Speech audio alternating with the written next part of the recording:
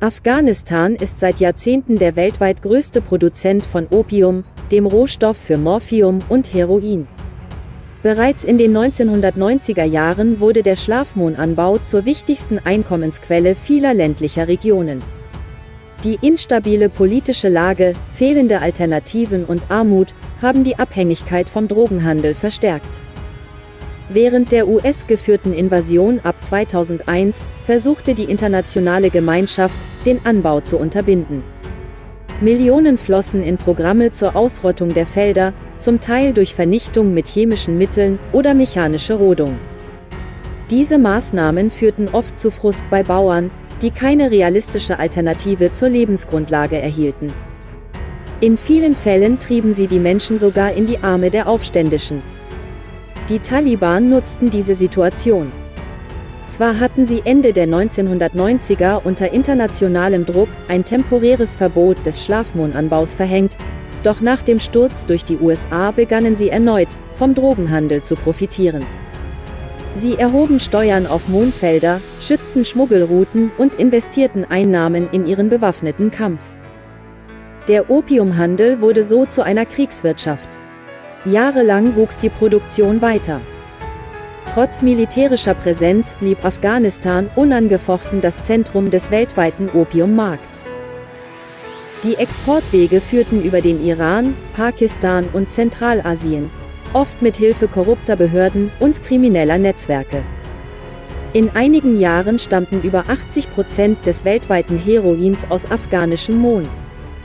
Nach dem Abzug der westlichen Truppen 2021 übernahmen die Taliban wieder die Kontrolle. Überraschend kündigten sie 2022 ein umfassendes Verbot des Mohnanbaus an. Satellitenbilder und erste Berichte zeigen, dass viele Felder tatsächlich zerstört wurden. Doch während die Anbaufläche zurückgeht, steigen die Preise und Profite für gelagerte Vorräte. Ob das Verbot dauerhaft durchgesetzt wird, bleibt unklar. Die Bevölkerung leidet unter den langfristigen Folgen.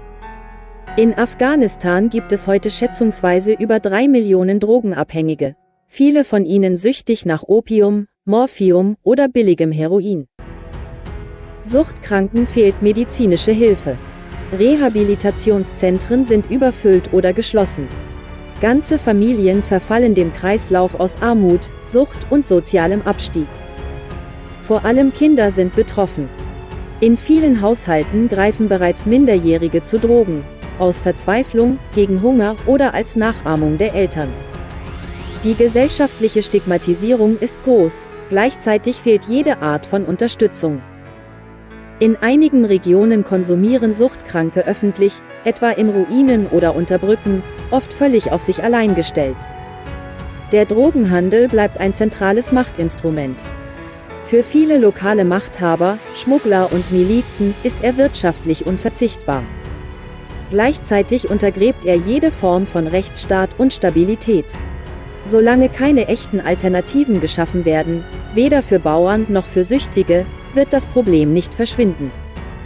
Die internationale Gemeinschaft hat versagt, langfristige Lösungen zu bieten.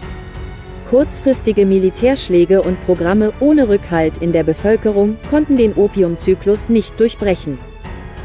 Die Folgen spürt nicht nur Afghanistan, auch in Europa und Nordamerika stammen viele Heroinlieferungen noch immer aus afghanischer Produktion. Der Weg aus der Krise führt über nachhaltige Entwicklung, Bildungsangebote, medizinische Hilfe und internationale Verantwortung. Doch solange geopolitische Interessen Vorrang vor menschlichem Leid haben, bleibt Morphium aus Afghanistan ein Symbol für eine vergessene Tragödie.